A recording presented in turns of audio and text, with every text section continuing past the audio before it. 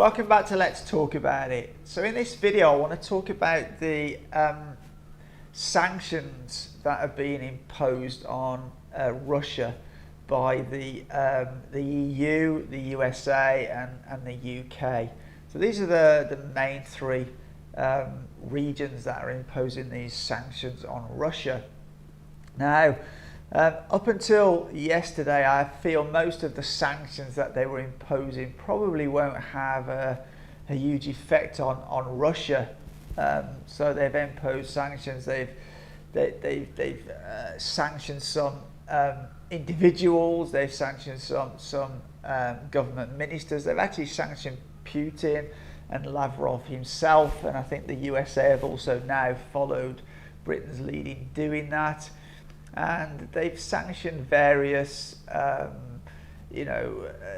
institutions and businesses. Now, the first thing I would say is I would imagine Russia anticipated a lot of these sanctions and were already prepared for them. And I also notice it's kind of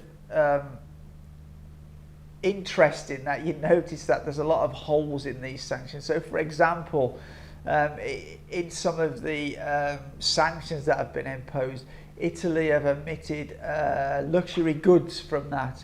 Belgium have omitted diamonds. So yeah, it's no problem for Italy to continue selling luxury goods and Belgium to continue selling diamonds to Russia.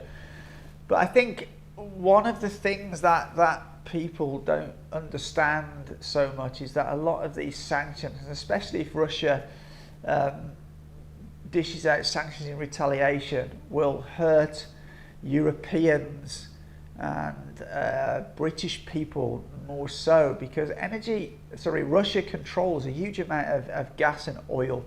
Now, of course, we'll see a spike on the markets of commodity prices. But long term, if Russia decides to interrupt the supply of energy to Europe, which it will, I note that Germany has now agreed or sanctioned the building of 2 new LNG terminals, and that will be predominantly to buy LNG from the US or Qatar. But you need to understand that will come at a much higher price than gas from Russia. Now, I think from Russia's point of view, they really will not be that bothered about whether Europe buys their gas. They're just in the process of building Siberia Power 2, which is a new pipeline to China. And I think they can sell all the oil and gas they can produce to Southeast Asia without a huge problem. I think Europe need Russia more than Russia need Europe. And also the US buy a lot of heavy crude oil from Russia. And I think Biden's trying to go out his way to say that they haven't sanctioned energy, but they're not taking into account that Russia might actually interrupt the energy supply to both Europe and the US.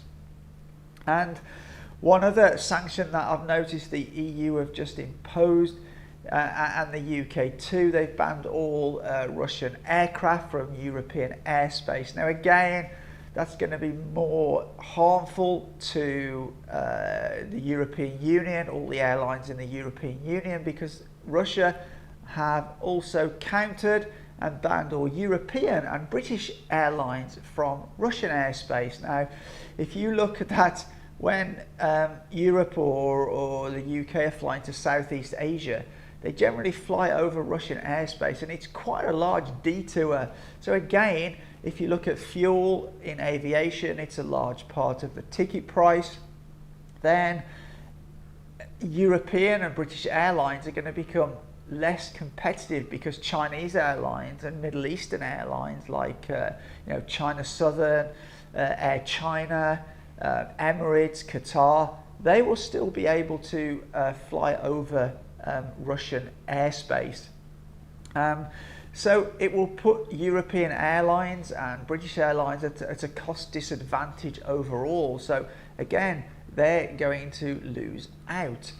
Also, it will cause much less Russians to visit the EU or Britain on holiday. They will go to other destinations, they will spend the money in other destinations. So again, it will be the EU and UK that are losers in this. It's also interesting to note, and a lot of people don't know this, as well as energy, one of the largest producers of, I think, is canola oil, are Russia and Ukraine. And also Russia are one of the largest exporters of wheat. So it's very possible that if Russia decides to sell most of their wheat production to China or Southeast Asia and not Europe, Europe will obviously see an increase in food prices, and the US will also. And at a time where inflation is running at 20-year highs in the EU and the US, I really don't think it's great for their economies that the potential of this is coming down the pipes to them. And finally, I want to mention that Russia and Ukraine are also one of the largest producers of certain precious metals that are used in the production of silicon chips. So again, Russia has a number of cards up its sleeve to sanction some of these other countries as well.